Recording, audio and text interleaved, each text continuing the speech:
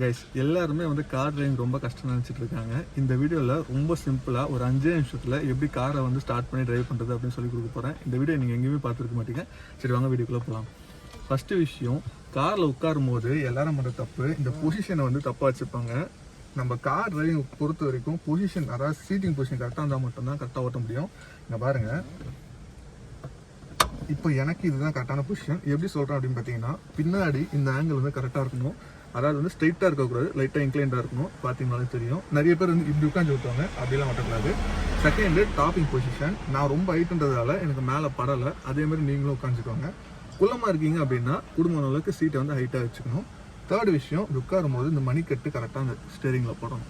இது மூணுமே கரெக்டாக இருந்தால் நீங்கள் கரெக்டாக உட்காந்துருக்கீங்கன்னு அர்த்தம். அதே மாதிரி கால் வந்து இடிக்கக்கூடாது. இந்த மணிக்கட்டு கரெக்டாக இருந்தாலே கால் இடிக்காது. இதுதான் பேசிக்ஸு. எப்பயுமே எடுத்த உடனே ஆட்டோமேட்டிக் ஓட்டி கற்றுக்காதீங்க. ஏன்னா ஆட்டோமேட்டிக் ஓட்டினீங்கன்னா ஆட்டோமேட்டிக் மட்டும்தான் ஓட்ட முடியும். மேனுவல் கியர் பாக்ஸ் வண்டி ஓட்ட கற்றுக்கிட்டிங்கன்னா எந்த வண்டியுமே ஓட்டலாம்.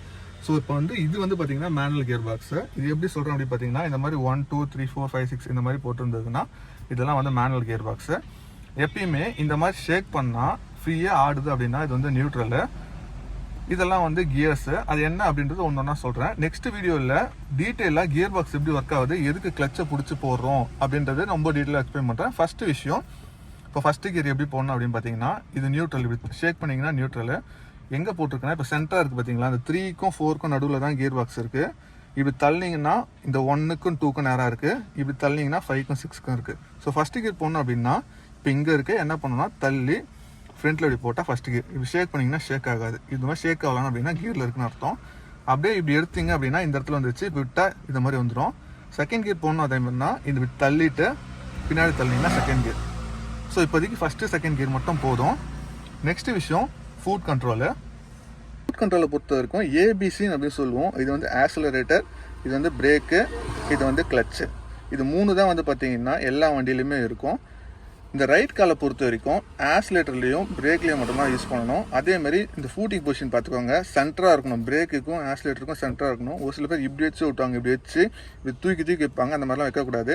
இது சென்டராக, ரெண்டுத்துக்கும் சென்டராக வச்சுக்கிட்டு ஆக்சிலேட்டர் ப்ரெஸ் பண்ணும்போது இன்ஜின் வந்து ஆர்பிஎம் ஏறும். அதாவது வந்து இன்ஜின் அதிகம் ஸ்பீடாக சுற்றும். பிரேக் எடுத்தும் போது வண்டி வந்து நிற்கும். லெஃப்ட் கால் கிளச்சுக்கு, இதுதான் கிளச்சுக்கு. எப்பயுமே லெஃப்ட் காலை கிளச்சுக்கு யூஸ் பண்ணோடனே சைடில் வச்சிடணும். எக்காரணத்து கொண்டும் பிரேக்கு கிட்டே எடுத்துகிட்டு வரக்கூடாது. ஸோ லெஃப்ட் கால் வந்து கிளச்சுக்கு மட்டும், ரைட் கால் வந்து பிரேக்கு ஆக்சிலேட்டர் இருக்கும். விஷயம் என்னென்னா, கிளச்சை ப்ரெஸ் பண்ணும்போது ஃபுல்லாக ப்ரெஸ் பண்ணணும். ஒரு சில பேர் ஆஃப் கிளச் ப்ரெஸ் பண்ணுவாங்க. அந்த மாதிரி ப்ரெஸ் பண்ணக்கூடாது. ஃபுல்லாக ப்ரெஸ் பண்ணால் மட்டும்தான் கியர் பாக்ஸும் இன்ஜினும் வந்து டிஸ்கனெக்ட் ஆகும். நீங்கள் பாதியில் வந்து மெரிச்சிட்டு கியரை போட்டிங்க அப்படின்னா இன்ஜினும் கியர் பாக்ஸும் கரெக்டாக டிஸ்கனெக்ட் ஆகாது. கியர் டீத் வந்து சீக்கிரமாக அடி வாங்கிடும். அது என்ன அப்படின்றத நெக்ஸ்ட் வீடியோ ரொம்ப டீட்டெயிலாக எக்ஸ்பிளைன் பண்ணுறேன். ஸோ இப்போதைக்கு கிளச் வந்து ஃபுல்லாக ப்ரெஸ் பண்ணணும். இப்போது காரை ஸ்டார்ட் பண்ண போகிறேன். அதுக்கு என்ன பண்ணணும் அப்படின்னா, கிளச்சை வந்து ஃபுல்லாக ப்ரெஸ் பண்ணிக்கிட்டு கீயை ஒரு வாட்டி ரொட்டேட் பண்ணால் அன்லாக் ஆகும்.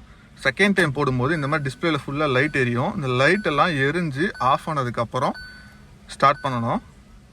இப்போ ஸ்டார்ட் பண்ணுற மாதிரிங்க, அவ்வளோதான், ஸ்டார்ட் ஆகிடுச்சு. இப்போ வந்து பார்த்தீங்கன்னா லெஃப்ட் சைடு வந்து ஆர்பிஎம் மீட்ரு, இது வந்து ஸ்பீடா மீட்ரு, இது வந்து டிஜிட்டல் டிஸ்பிளே. ஆர்பிஎம் மீட்ரு எதுக்கு அப்படின்னா, இன்ஜின் வந்து எவ்வளோ ஸ்பீட் சுற்றுது அப்படின்னு காட்டுறதுக்காக ஆர்பிஎம் மீட்ரு. இது வந்து பார்த்தீங்கன்னா ஸ்பீடா மீட்ரு, நீங்கள் எவ்வளோ ஸ்பீட் போகிறீங்க அப்படின்னு காட்டுறதுக்கு. இது வந்து பார்த்தீங்கன்னா ஃபியூவெல்லாம் காட்டுறதுக்காக. இப்போ நான் வந்து இன்ஜினை வந்து லைட்டாக ஆக்சிலேட் பண்ணுறேன். ஆக்சிலேட்டர் கால் வச்சு இங்கே பார்த்தீங்கன்னா ஏறுதா. இப்போ வந்து பார்த்தீங்கன்னா ஐடியலாக ஒரு 800 ஆர்பிஎம்மில் இன்ஜின் சுற்றிட்டு இருக்கு.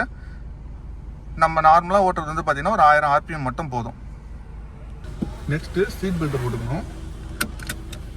ஹேண்ட் பிரேக் இது எதுக்காகனா, வண்டி நிற்கும் போது மூவ் ஆகாமல் இருக்கிறதுக்கு தான் ஹேண்ட் பிரேக்கு. இது வந்து பேக் வீலில் மட்டும் தான் பிடிக்கும். இப்போ நான் ரிலீஸ் பண்ணிட்டேன்.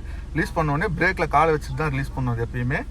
நெக்ஸ்ட் விஷயம், நான் பிரேக்கில் வந்து ஒரு காலை வச்சுருக்கேன். ரைட் கால் வந்து பிரேக்கில் வச்சுருக்கேன்.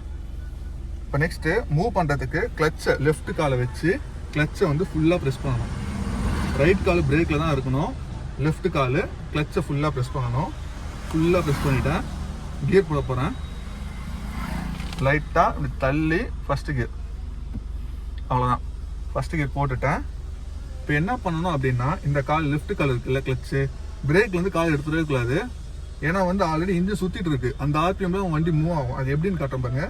கிளச்சிலேருந்து லைட்டாக கொஞ்சம் கொஞ்சமாக காலை எடுத்துக்கிட்டு ஸ்டேரிங் இங்கே தான் பிடிக்கணும்.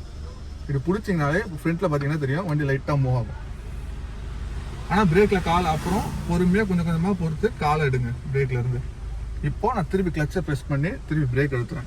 நீங்கள் ஆக்சிலேட்டர் கொடுக்கணும் அப்படின்னு அவசியமே இல்லை. எல்லாரும் பண்ணுற தப்பு என்ன அப்படின்னா, வண்டியை ஸ்டார்ட் பண்ணி ஃபஸ்ட் டைம் ஓட்டும் போது ஆக்சிலேட்டர் கொடுப்பீங்க. ஆக்சுவலாக வந்து ஆக்சிலேட்டர் கொடுக்கணும்னு அவசியம் இல்லை. ஆல்ரெடி இன்ஜின் வந்து சுற்றிட்டு தான் இருக்கும். அந்த ஆர்பிஎம்மே வண்டி மூவ் பண்ணுறதுக்கு போதும்.